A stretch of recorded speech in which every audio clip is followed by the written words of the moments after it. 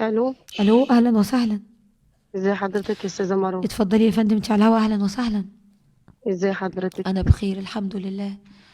يعني معايا مشكله، بقالي 7 سنين بجري على حجي ومش عارفه ان انا اخده خالص. 7 سنين بتجري على ايه؟ يعني بقالي 7 سنين كنت متجوزه واحد من القاهره، وانا اصلا من الشرقيه تبع ابو كبير. امم. اتجوزت الشخص ديت ان هو مثلا متأجر وعلى قد حاله، واتجوزته. اول شهر في الجواز عايز دهبكي. طبعا احنا عندنا في الارياف ان الدهب دي اصلا من يعني ايه، الزوج اللي بياخده. امم. تمام. ده عادي، ما كانش في اي مشكله اصلا، فاديتي له مخلفات الدهب؟ الدهب وكده. تمام يا فندم. بالظبط عدى 4 شهور، لقيت بقى فلوس عماله تظهر. اخوه طبعا مسافر في بلاد بره، بيبعت له فلوس بارقام مهوله، بس امم. على حساب ناس تاني، يعني مش يبقى اساميه هو. هبعت لك تعمل كذا برج، تكمل برج كذا في امبابه، الكلام ده. امم. تمام يا فندم. فطبعا انا اول لما واجهته ربطني وحرجني حرج درجه اولى، وفي تقرير طبي بالكلام دي لما يثبت. ربطتيه يعني ايه ربطتيه؟ هو ربطني في رجل الكرسي. اه. اول لما انا واجهته قلت له انتوا بتشتغلوا في ايه؟ يعني الفلوس اللي بتيجي من بلاد بره ديت فلوس يعني في غسيل اموال، ولا بتشتغلوا في ايه بالظبط؟ اه. فانا طبعا بيني وبين اهلي مسافه، يعني بين محافظه الشرقيه والقاهره طب كام وانت ايه اللي ساعه. خلاكي تقولي كده؟ راجل بيشتغل بره وبيبعت لاخوه فلوس يعمل له حاجات او تمام. يشتري حاجات. لا طبعا في رسائل تثبت كلامي هذا اني على التليفون. زي ايه الرسائل؟ رسائل كانت بتيجي من عن طريق التليفون، لان كان تليفونه محروق واخد تليفوني. ايوه، ايه الرسائل؟ كانت اخوه بيبعت له يقول له مثلا هبعت لك واحد يعني يكمل برج كذا، هبعت لك 2 مليون، هبعت لك مليون. طبعا الناس ديت معروفه، يجوا لنا بيت اهلي ان هم على قد حيلهم، وان هو متأجر شقه في النهضه. يعني مش ناس مبسوطه والكلام ده. بس في واحد مسافر بره فبيعمل فلوس. اصل ماشي بس لا. هيكون بيشتغل ايه بره مصر يعني؟ ما اعرفش والله بقى، داني ما جيت اوجه في الموضوع ده، قال لي هي دي عيشتي وفلوسي حرام، وهتعيشي غصب عنكي، ودي عيشتي. امم. فطبعا اني كنت حامل في ابني لسه شهر. امم. حرجني حرج درجه اولى، وربطني وبهدلني ومضاني على وصولات امانه، وده انه رابطني اكتر من 3 ايام. وفي يعني ناس شاهده على الواقعه دي وعملت محضر بالواقعه دي فعلا. امم.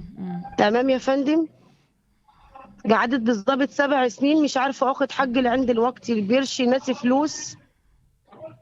اروح القاهره اخلص ورق يتعرضوا لي مع انا بطالب الوقتي. انت إيه، اتطلقتي؟ انا اتطلقت من سنه ونص. تمام. والتقرير الطبي اللي انت عملتيه بالضرب مشي ولا القضية اتحفظت؟ لا، خد حكم سنه، واجى عمل معارضه واتاخد بردك تاني، العمل اتأيد عليه الحكم تاني. حلو، واتحبس ولا لا؟ لا ما اتحبسش، ما كل ما راح انفذ عليه حكم مش في حاجه بتمشي خالص. هو مش موجود يعني ولا انت مش عارفة توصلي له؟ لا هو موجود وكل حاجه، هو معاه خلاص، فلوس يعني هو بيدفع. اسمه محطوط في القوائم ان هو محكوم عليه بسنة. لا محكوم عليه باحكام كتيره طبعا، مش حكم واحد بس، لانه هو عمل فيه حاجات كتيره جدا. امم. بس يعني هو محكوم قال عليه لي بكام سنة تقريبا؟ حكم سنة، وحكم للنفقة بتاعت ابني لأن ما بصرفش على ابنه، وحكم اللي هو بتاع القايمة بتاعتي. أحكام كتيرة. امم. طيب، ما هو مهدد، هو لو مشي في اي كمين هيتقبض عليه. لا ما فيش الكلام ده، اتجوز وخلف عيلين وراح سجلهم. يعني امم. أكيد هو قال لي كده، قال لي ده انتي 100 سنة وما فيش حاجة هتدولي. امم. فأنا الوقت بستغيث بالرئيس عبد الفتاح السيسي، عايزة صوتي يوصل للناس، أنا فعلا نفسيتي تعبان. وانت ما اتجوزتيش تاني؟ لا أنا قاعدة على ابني، وابني الوقت بصي بكل يوم يعني يقول انت بابايا فين. سبب خلافكم مع بعض ان انت شكيتي في مصدر فلوس اخوه؟ بالظبط اه. لا وفلوسه طب هو وانت قال لي وانت وانت يعني. برضه مش كنت تتأني الاول وتتأكدي قبل ما تاخدي قرار؟ يعني انت دلوقتي والله قلتي بصي. عليهم انت فلوسكم مش حلال. طب انت في ايه البينة اللي عندك؟ الرسائل لما بيقول له روح خلص البرج الفلاني وهبعت لك الفلوس الفلانية. اخوه كان مسافر بلد ايه؟ اخوه قاعد في دبي، بس انا لما جيت واجهته هو قال لي احنا بقى بنتاجر في مخدرات في غيره، احنا حرين. ماشي، ده كلام في خناقة، لكن انت اتأكدتي من الكلام ده؟ انا اتاكدت ان هم اخوه مش هيبعت كل شهر بارقام لا مهوله، معلش، يعني ما هي 3 ده مش مليون. دليل يا فندم. اللي انت بتقوليه ده مش دليل، مفيش حاجه لا اسمها كده، دليل لا مش كافي، لا مش ما هو كافي. دليل هم مش بيبانوا قدام الناس هم مش لاقيين ياكلوا. هم يبانوا زي ما هو اللي ربنا فتح عليه واحد سافر بره، هم مش كلهم اغنياء، هو واحد بس لا اللي لا لا ربنا يا فتح عليه فندم، وبيبعت للباقي. انت هو قال انت لي يا انت فندم. قررتي انت قررتي تخربي البيت وتعملي عشان انت شاكه في مصدر الفلوس. طب ما كنت تاكدي. لا حد فيهم عليه اتأكدت قضيه؟ وكلمت حد فيهم؟ عليهم كلهم عليهم، مامته نافس عليها 12 قضية. امه عليه 12 فايه؟ قواضي ايه؟ بتاعت كهرباء ومية والكلام دي، ما اعرفش، انا ما انا بقول اعرفش. ماليش دعوه بالكهرباء والميه، عليهم قواضي مخدرات، ما عليهم اعرفش، قواضي لا ما سلاح، عليهم قواضي. سألتش. اكيد انت إيه واحده يا معاكي فندم، هم محامي. تبع الصعيد، لا ما بعيش محامي، انا بجري نفسي، انا ظروفي على جدي، ما بجريش لوحدي والله العظيم في الدنيا لروحي. انا انظلمت كتير يا استاذه مروه، مم. انا انظلمت كتير، وابني متبهدل، ابني ابوه ما شافوش لعند الوقت. وحماتي دي قالت لي احنا مشينا عيال روحي شوفي ابن مين، ابني مش بيخلف، وابن هالوقت معاه ولدين ما شاء الله. كلموا في عرضه في حقه في شرفه في كل حاجه، واني عشان ضعيفه ما بس انا عرفتش برضو اخد مش قادره حقي. افهم، عشان ابو اخوه بيبعت له فلوس من بره يبقوا شغالين في الممنوع. لا واخوه مش واني وهو هنا وهو في امبابه، هو تبع امبابه والنهضه بتجروا في المخدرات. ايش عرفك شفتي بعينك؟ اني شفت بعيني اقسم بالله، وشفت حاجات كتيره جوه، بس اني ما اتكلمتش عشان خاطر ابني. يا فندم انا اتبهدلت وهددوني في حاجات كتيره، وقالوا لي لو بيتك الطلب بحقي احنا هنقتلك. وفعلا انا معت تقرير طبي بالكلام ده يا فندم. خلاص هو عليه احكام وانتي طالبتي، وربنا يعطر الشرطه المصريه فيه، وباذن الله يتقبض عليه وياخد جزاؤه. ولو هو شغال في الممنوع زي ما انتي بتقولي، مفيش حاجه بتستخبى، احنا في دوله قانون، احنا في دوله فيها رجال صاحيه قوي. الشرطه المصريه وكل الجهات المختصه، الناس مش ما بتنامش. فكلامك اصل في الاخر البيان على من ادعى. انت بتقولي راجل بيشتغل مخدرات، طب ايه دليلك؟ اصل اخوه بيبعت له فلوس كتير من بره، ما هو مش دليل. ما يمكن اخوك بره ربنا فاتحها عليه، ويمكن لما بيغير العمله، ما العمله اختلافها بيخلي الرقم اللي بيبقى من وجهه نظرنا هنا كبير هو هناك مش كتير. دي مش دليل، مش دليل. انت رحتي اتهمتيهم وانتوا بتشتغلوا في الحرام وفي الممنوعات، ومفيش حتى رساله بتثبت ده. واحد بيقول له خلص لي البرج الفلاني، الفلوس الفلانيه. في الاخر ده نصيب وقدر. ولكن كنت اتمنى تتأني شويه، يبقى عندك بينه فعلا الفلوس دي حرام وانهم عايشين بالحرام، ساعتها كنت احترم موقفك جدا. انك مش موافقه، ليكي حق هتاخديه، احنا في دوله قانون. ولو هو عليه احكام هيتاخد وهيتحبس في اي وقت وفي اي لحظه، هو مش هيفضل محبوس جوه بيته، هيتاخد. وربنا يرجع لك حقك بإذن الله تعالى، ويقدرك على تربية ابنك. مين تاني؟ السلام عليكم. عليكم السلام ورحمة الله. ازاي حضرتك؟ يا أهلا وسهلا، اتفضلي انت على الهوا.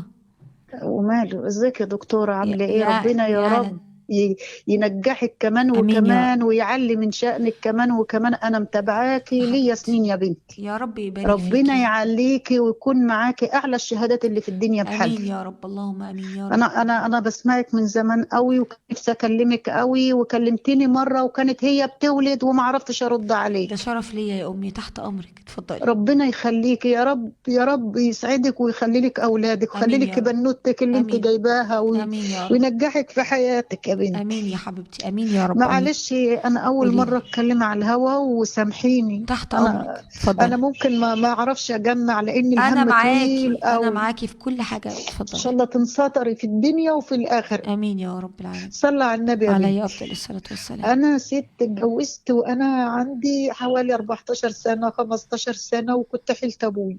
تمام.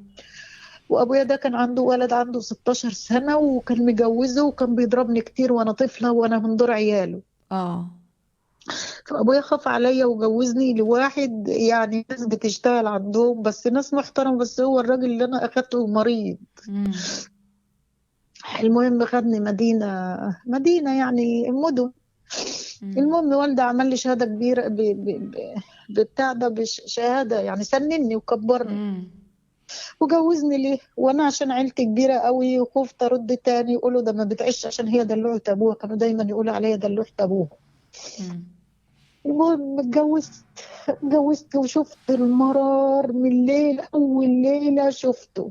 المرار اللي في العالم شفته، لدرجة ان انا ساعات كنت بحاول انتحر. لا حول ولا قوة الا بالله. المهم هو كان ان مريض انا، بايه؟ هو مريض يعني بخيل، شفت البخيل وانا امم. امم. نسخة بالقربان، بس على أقوى، يعني مش على، مش شكل نظيف. هو لما كنا بنشوف البخيل وأنا وربنا كنا بنقول أهو أهو، كل العسل عوض. بي... يا اللبن يشربه وبعدين يحط لنا أولا. هو أنا من سنة، من أول سنة لما عرفت المدينة وكده اشتغلت كنت جبت البيت الكبيرة في 82، أنا اتجوزت 81. امم. كنت ملكة جمال، وسيبك من كل الجمال بزول. المهم اتعلمت الخياطة وبقيتني ترزية، بقيت أخيط واشتغل على بنتي واشتغل عليه وهو قاعد. ما فيش ولا شغلانة قاعد فيها يا بنتي، ولا شغلانة، 7 8 شغلانات ما عادش فيها. المهم يعني استحملت. ابوكي خاف عليكي من اخوكي راح رماكي لواحد زي ده؟ أوي وأبويا كان يقول لي سامحيني نطلقك يا بنتي، سامحيني يعني طلقي. قلت له ما هيذلني تاني.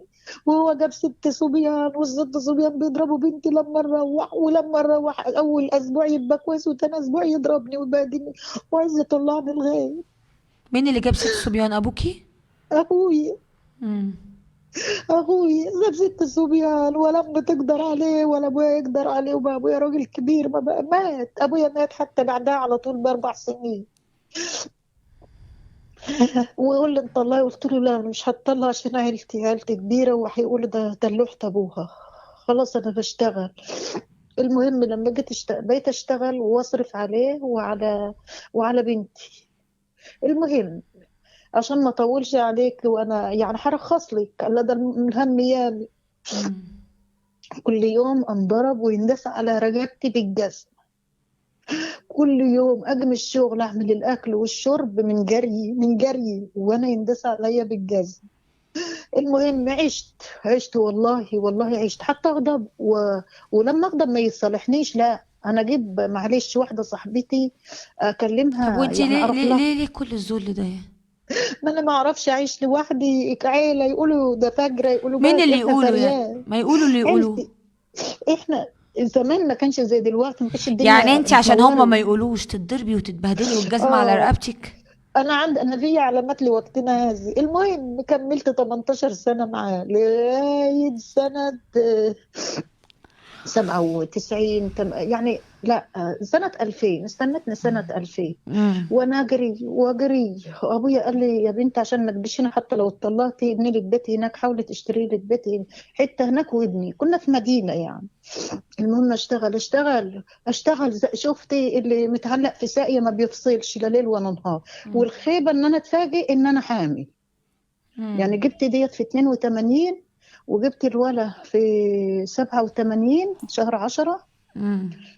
وسكت قلبي اركب حاجه ما فيش، وايه يعني الريحه ريحته وحشه ما يشطفش. وان قلنا له الشطف وجبت له هدمه يضربني. وياكل الاكل كله. يعني انا كانوا الاول يجيبوا 20 رغيف بالجنيه، ياكل ال 15 ويخلي لنا 5. قسما بالله اللي بقوله لك الكلام وما اللي بيصرفش يعني. على البيت؟ لا لا لا لا لا مخيط على لا مؤاخذة البنطلون على طيزه بالفلوس، لا مؤاخذة في الكلام. المهم لما يجي يعدهم في الحمام يقع منه 10 جنيه. كنت اه. اخد ال10 جنيه، وسألت شيخ قال لي 10 جنيه انت لو طلت تاخد الفلوس خديها. المهم ما بناخدش. هو وصلتي كان بقى مخيط. لفين يا حاجة دلوقتي؟ أم هحكي لك والله. انا بقول لك اصبري عليا عشان انا معاكي والله صبرا. انا والله يعني عارفه قلبي بيرجف ان انا بكلمك. اتفضلي. المهم ان انا وصلت سنه 2000، البت اتجوزت الكبيره، اتجوزت ابن خالي. كانت جوازه سودة، ما علينا، قطعوني لما قلت ورثي. جيت في سنه 2003 اتطلقت.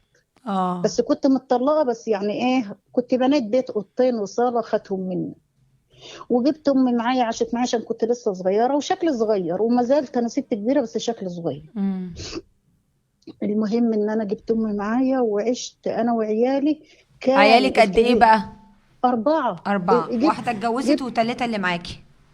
كنت جايبه واحده في 91 او 92.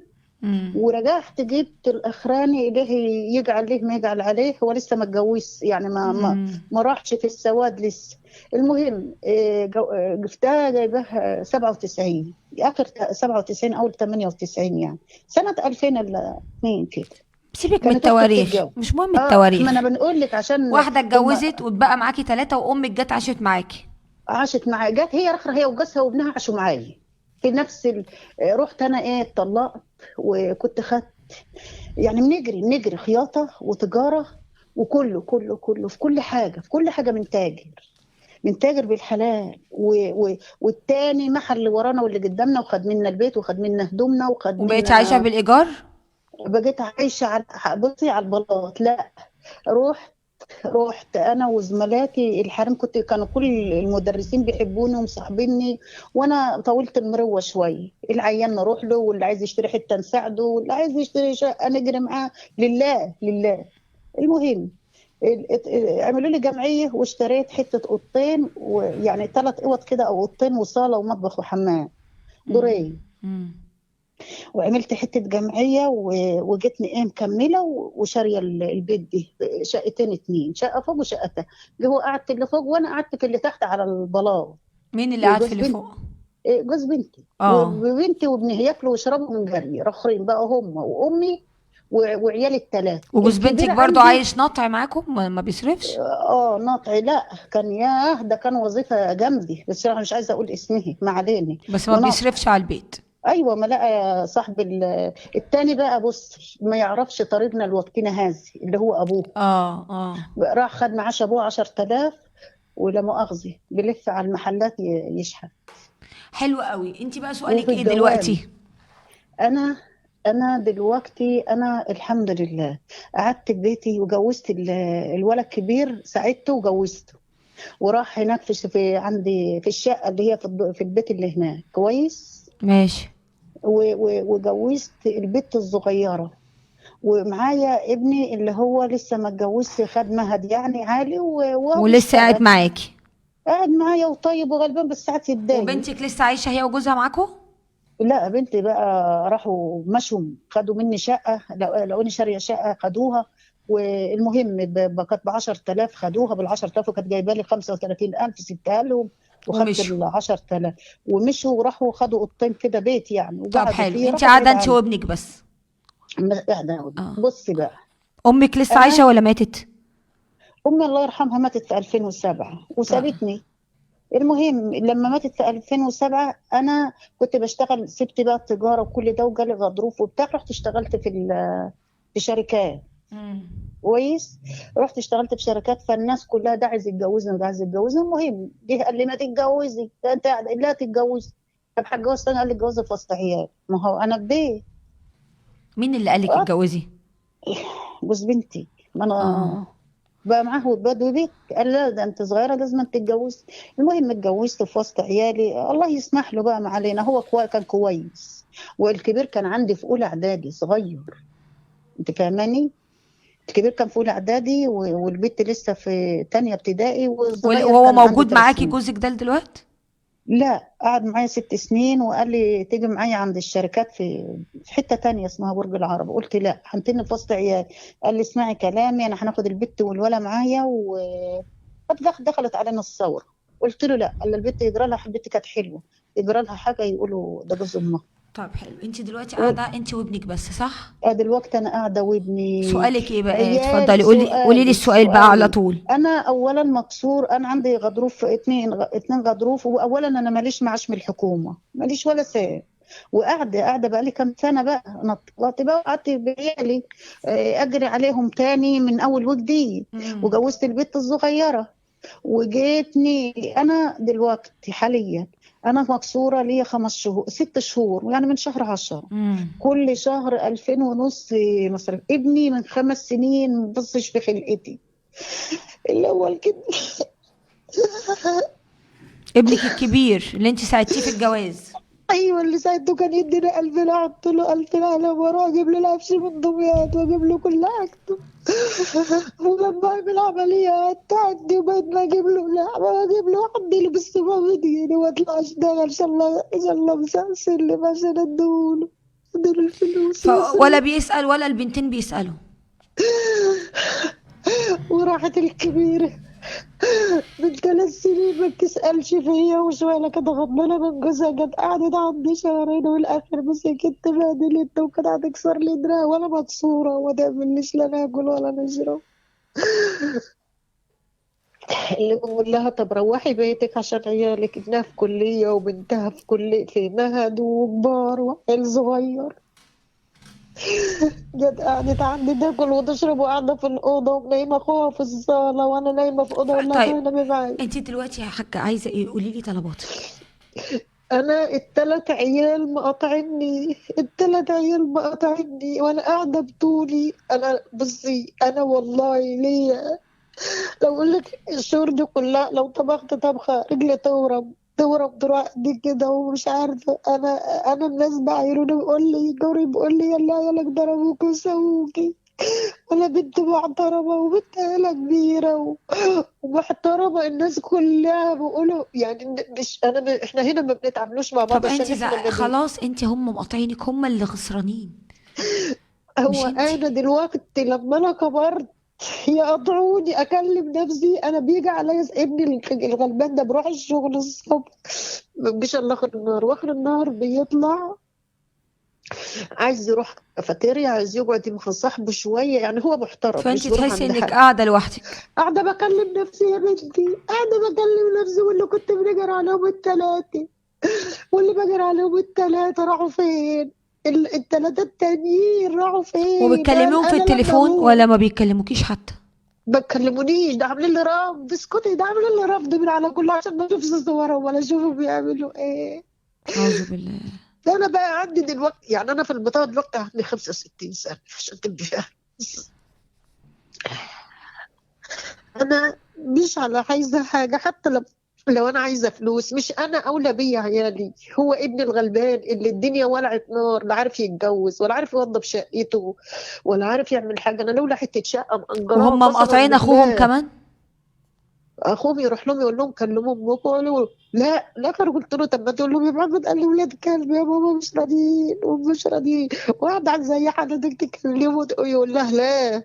الولد سرق مني سخان كهرباء وسخان غاز، وخد موتور الميه حطه لابوه في البيت اللي فيه ابوه البخيل وهم على اللي ما علاقة بيش. بابوهم دلوقتي؟ لا مش على علاقة، بس هو حاطط الموتور عشان يدور على شقته في البيت مأجرها. هو مأجرها وجه قعد عندي 2 ياكل ويشرب، ومسكني بهدلني وشتمني وبهدلني، وكان مطلق مراته وجاب مرة تانية تلف في البيوت. فأنا قلت له أنا ما ينفعش واحدة تقعد عنده وهي بتلف في البيوت، روح شقتها. ليه وليه؟ بهدلني، سرق كل اللي واخد مني 7000 جنيه. كنت عامله له جمعيه والجمعيه قبضها وجه ما رضاش يدفعها. بعت دبلتي وبعت حلقي ب2500 ايامها.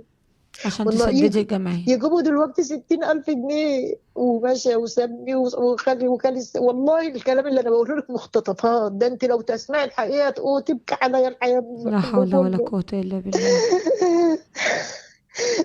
انا بنعيا ونموت، محدش يجري بيا الا العيل دوت، وساعد رخر بروح الشغل ويسيبني. طب اهدي اهدي حبيبتي. الكبيرة دي ابنها زميلي، ابن اصغر منه ب3 سنين. انت ساكنة فين؟ ساكنة فين؟ ساكنة في كفر الدوار. كفر الدوار. ويا بنت انا قاعدة اكلم نفسي، حجاني رجلي اتكسرت، مش عارفة اروح ولا اجي، وانا عارفة اعمل لكم طب ولا انت ولا عارفة اماكنهم وعارفة اماكنهم اللي عايشين فيها؟ ده فريحي، ده الولد في البيت يعني فريحي البيت القديم وما سلكش ما غابوش. اشترى شقة من كتر الفلوس اللي كان بياخدها مني، اشترى شقة بره وقعد في الشقة ومأجر الشقة اللي في بيت أبوه، مستنيين لما يورثوني في حتة البيت اللي أنا فيه. أنا بقول لهم لما الموت ما تخلوش يكشفوا وشي، ما تخلوش يخشوا على فيه. ولو انا كتبت لك حته الشقه اللي انت فيها يجي ما كتبتهاش هيجوا يطلعوك بره ويخرجوك. ده اليهود، ده عند اليهود. لا حول ولا قوة الا بالله. لا حول ولا- اصلا طب ده زي ما بقول تحبي تدينا ارقامهم ونتواصل معاهم؟ ده معيش. نعم. ده معيش الا رقم البيت اه. وتقريبا عامله عليه رابط، ورقم الكبير ده انا ما اعرفوش خالص. امم. ورقم الصغيره معايا، الصغيره اخر حاجه كنا في رمضان، يعني في اول يوم في رمضان. دلوقتي ولا رقمها معايا وتقول لي انت محروقه ليه؟ انت محروقه ليه اللي حرقك مني؟ لا حول ولا قوة الا بالله. بص مجهزها كاس، عيال ناس عليه، مجهزها كاس. مش عايزة أقول لك التلاجة إيه والغسالة والنيمتي للعالم كله لبس جاهز ليها. محدش تمر فيها سبحان الله. ولا اتجوزت واحد يعني كانت بتتخطب لمهندس، لو كان نيابي تسيبه، راحت اتجوزت واحد حشاش وهرشنجي، راحت جابت منه اتنين. وبعد ما خد بقى ياخد الحاجات يبيعها، ولقيته بيتوه وبياخد تليفونها يبعت صورها للناس عشان ياخد عليه دي برشام الصغيرة. وياخد عليه بودرة ملكة جمال.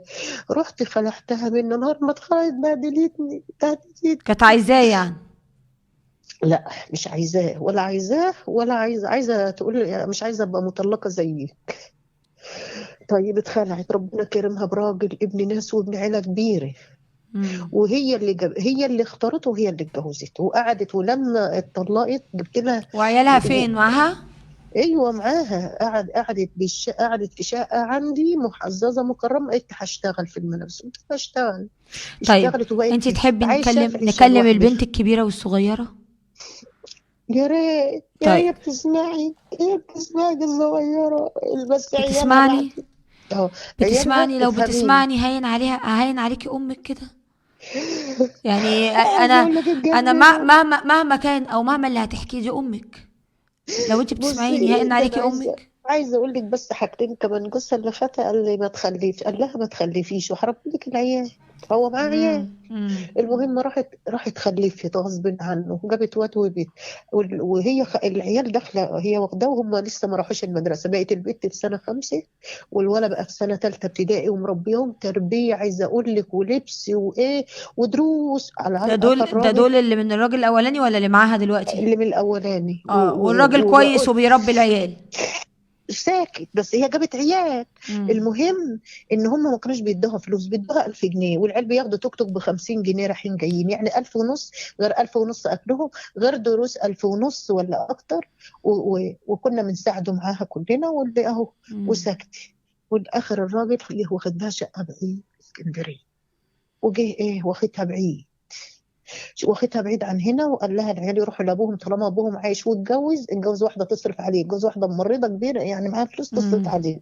قال لها يروحوا لابوهم بقى وربي عيالي بقى. جابت منه بنت وولد البنت. طبعا هي رفضت.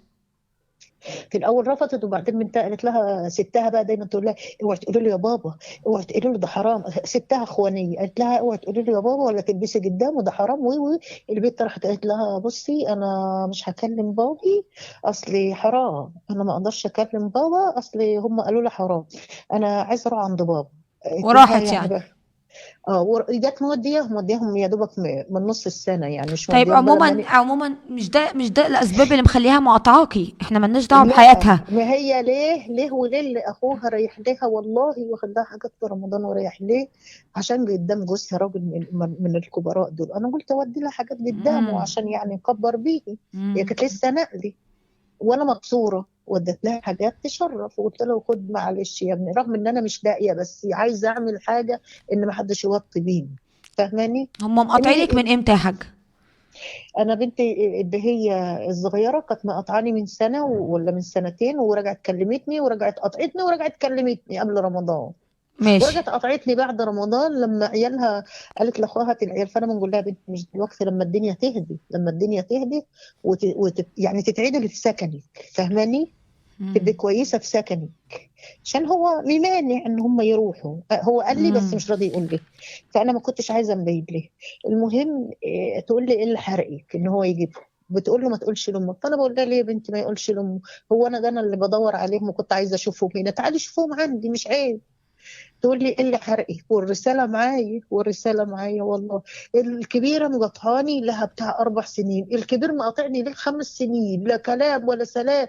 لما جيراني اتعاركوا معايا وبهدلوني ويقولوا لي يلا عيالك مقاطعينك راجل شيخ طيب بداء. احنا هناخد ارقامهم، تمام؟ هناخد ارقامهم ان شاء الله تعالى حالا. وهنحاول نتواصل معاهم لعل وعسى نصلح الامور. طبعا انا اسفه، المكالمه طويله جدا جدا جدا، وانا نفسي اساعدك طبعا، وانا عايزاكي ما تزعليش، حتى لو هم مقاطعينك هم اللي خسرانين، صدقيني هم اللي خسرانين، خسرانين دنيا واخره. لان اللي يقاطع امه وما يبرش امه مش هيشم ريحه الجنه. اعرفوا كده، براحتك بقى، مش هتشم ريحه الجنه. ده غير انك عيشتك هتبقى ضنكه في الدنيا. الابواب بتتفتح بدعاء الام والاب، الابواب المغلقه بتتفتح بدعاء الام والاب، وانتوا اللي عليكم الاختيار. وحسبي الله ونعم الوكيل. العقوق بقى كتير قوي، بستغرب كم من العيال اللي بيهون عليها اهاليها وما بيبقاش عندهم رحمه بيهم ولا بيفتكروا تعبهم عليهم. بستغرب حقيقي. حسبي الله ونعم الوكيل، وربنا يقدرنا يا حاجه ونلم الشمل ما بينكم تاني. للاسف الحلقه خلصت. النهارده عندنا مقاسي كتير، ويمكن البرنامج دايما بيبقى فيه مقاسي كتير، لكن كلنا في الاخر بنتعلم من بعض. ومحدش حياته ورد، ومحدش حياته ماشيه من غير مشاكل. احنا قلنا ان ده دار ابتلاء، وربنا خلقنا فيه كبد. ربنا يصلح حالنا يا رب، ويقدرنا على مشاكلنا، ويدينا الاحتمال والقوه اللي نقدر نستحمل بيها اي ابتلاء ربنا يجيبه، لان في الاخر رب الخير لا ياتي الا بالخير. انا بشكركم جدا، وبفكركم موعدنا بتكون كل سبت الساعه 8 مساء على صفحة حكايات على الفيسبوك، أو البرنامج بيستقبل مكالمات تليفونية على الفيسبوك مباشرة، والأرقام هتكون قدام حضراتكم لأي حد عايز يتواصل. إن شاء الله ميعادنا من يوم الأربعاء الجاي، هنكون معاكم على الهواء مباشرة على شاشة قناة هي الساعة 9 مساء. من الأربعاء الجاي بإذن الله هنرجع تاني بإذن الله في أول حلقات لينا بعد العيد على الهواء مباشرة على التلفزيون. من الأربعاء الجاي شاشة قناة هي الساعة 9 مساء بإذن الله تعالى. بشكركم، وتحياتي مروة عزام.